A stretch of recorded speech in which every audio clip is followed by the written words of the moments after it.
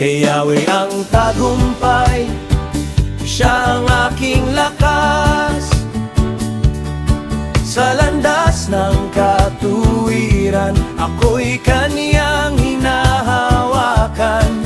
Sa araw man ng laban o sa gabi ng pangamba, ang Diyos ng katotohanan ang aking pag-asa.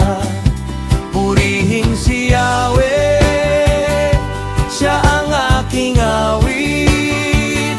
Sa Kanyang karunungan, ang buhay ay ligtas. Ang naghahangad ng katwiran at pag-ibig ay makakagpo ng buhay at dangal. Ang marunong ay kayang manaig sa lungsod ng makapangyarihan, at ang lakas ng kanilang tanggulan ay kayang ibagsak. Kay Yahweh ang tagumpay, Siya ang aking lakas. Sa landas ng katuwiran, ako'y Kaniyang hinahawakan. Sa araw man ng laban o sa gabi ng pangamba, ang Diyos ng katotohanan ang aking pag-asa.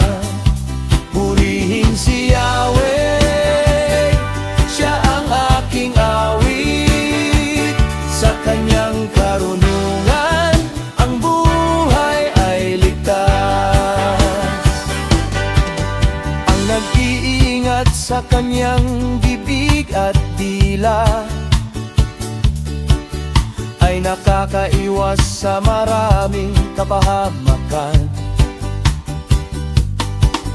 Ang mapagmataas at palalo ay tinatawag na mangungutya, at ang Kaniyang kilos ay puno ng kapalaluan.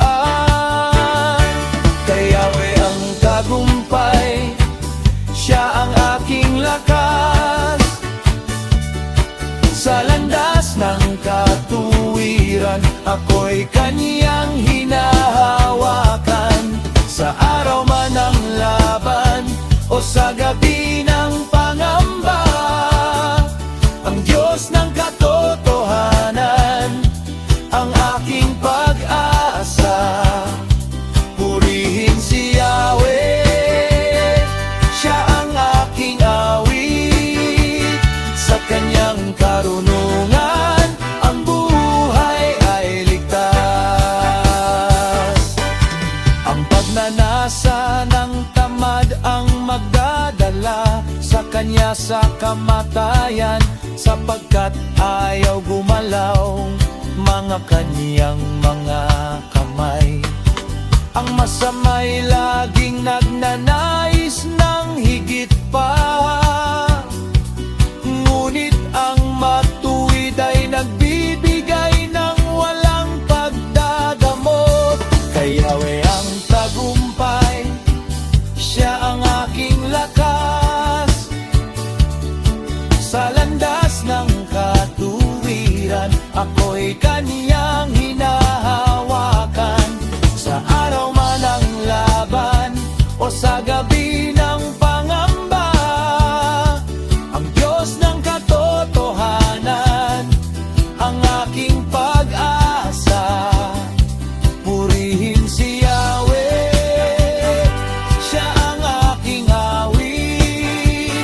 Sa Kanyang karunungan, ang buhay ay ligtas. Ang handog ng masama ay kasuklam-suklam sa Diyos, lalo na kung ito'y ibinibigay na may masamang hangarin. Ang sinungaling na saksi ay mapapahamak,